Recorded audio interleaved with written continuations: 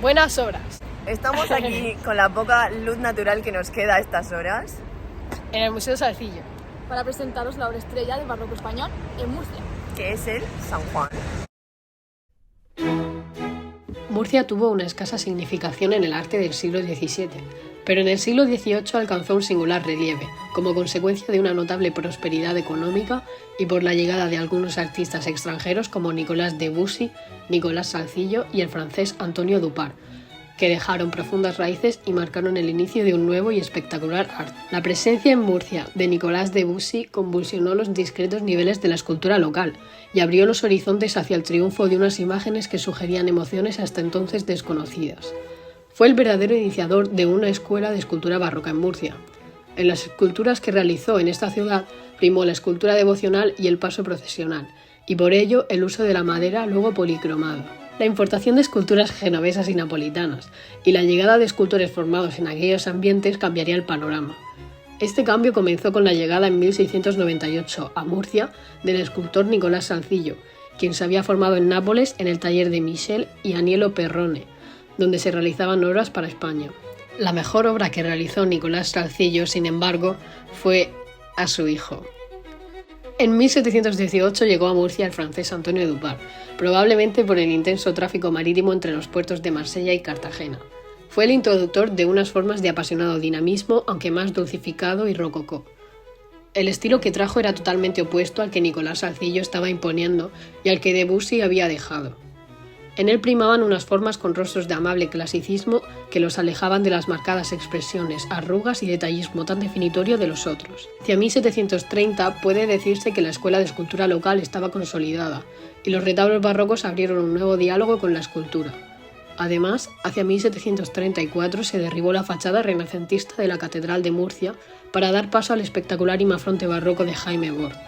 En este clima de las influencias de Génova y Nápoles, las clasicistas de Francia y la grandiosidad barroca de Jaime Bort, creció y se alimentó la personalidad de Francisco Salcillo, gracias a la que Murcia se colocó a la cabeza de todas las regiones artísticas de España. Francisco Salcillo, uno de los más deslumbrantes exponentes de la imaginería española del periodo barroco. Nació en Murcia el 12 de mayo de 1707 y fue bautizado en la parroquia de Santa Catalina, que es la que se encuentra en la Plaza de las Flores.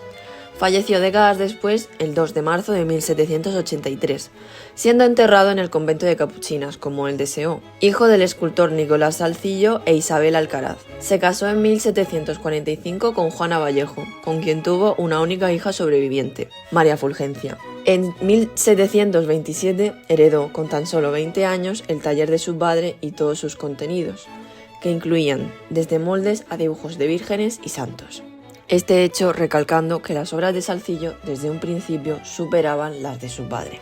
Salcillo aprendió el oficio de su padre, pero su educación también se formó en el Colegio de la Anunciata, regentado por los jesuitas, y su aprendizaje del dibujo y colorido se desarrolló bajo el clérigo Manuel Sánchez, cuyos estudios después vemos destacar en la policromía tan bien realizada de sus obras.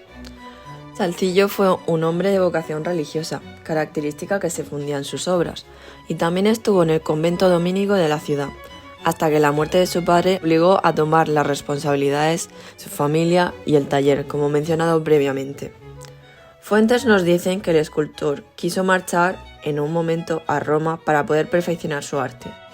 Sin embargo, no siguió su plan ante los suplicios de su madre. Volviendo a sus hermanos, de Salcillo participaron en el taller. Cada uno de los hermanos se especializaba en una parte del proceso, haciendo la labor algo conjunto que permitía terminar de crear las esculturas de una forma mucho más rápida. Además, a esto se le sumaba que el propio Francisco Salcillo elaboraba numerosos bocetos de barro antes de elaborar una obra, lo que facilitaba y agilizaba su creación posteriormente. Muchos de estos bocetos se encuentran en el Museo Salcillo de Murcia. Al taller de Salcillo más tarde se le incorporaron sus discípulos José López de Caravaca y Roque López de Mula, ambos de Murcia. Fundó una academia de dibujo en su casa, que sin embargo no duró mucho por la creación de la Escuela Patriótica y la Sociedad Económica de Amigos del País, de la que fue nombrado director desde su inauguración en 1779, haciendo la labor de elegir a los profesores y proporcionar un programa de estudios. San Juan fue realizado en 1755, para al año siguiente salir por primera vez en procesión. Fue hecho en sustitución del que había anteriormente hecho en 1748, el cual había sufrido daños debido a unas riadas. Esta sustitución supuso un cambio en la iconografía, que en esta versión se buscó su vinculación con el nuevo sentido narrativo de la procesión. Costó unos 1.900 reales de Bello, que equivaldría a aproximadamente 475 pesetas, y a su vez a 2,85 euros, es decir, menos que 2 cafés en la cantina de la Merced. En procesión es portado por solamente 18 nazarenos estantes, y es el penúltimo paso en la procesión del Viernes Santo por la mañana. Esta imagen de San Juan ejemplifica y resume toda la tradición de la imaginería barroca, arte de síntesis como sistema de investigación de la tridimensionalidad y de la corporeidad que transmite sus formas, como señaló el profesor Belda, el cual también dijo que era el modelo ideal de la escultura barroca española del siglo XVIII. Es una imagen procesional, tallada en madera policromada y estofada en pan de oro.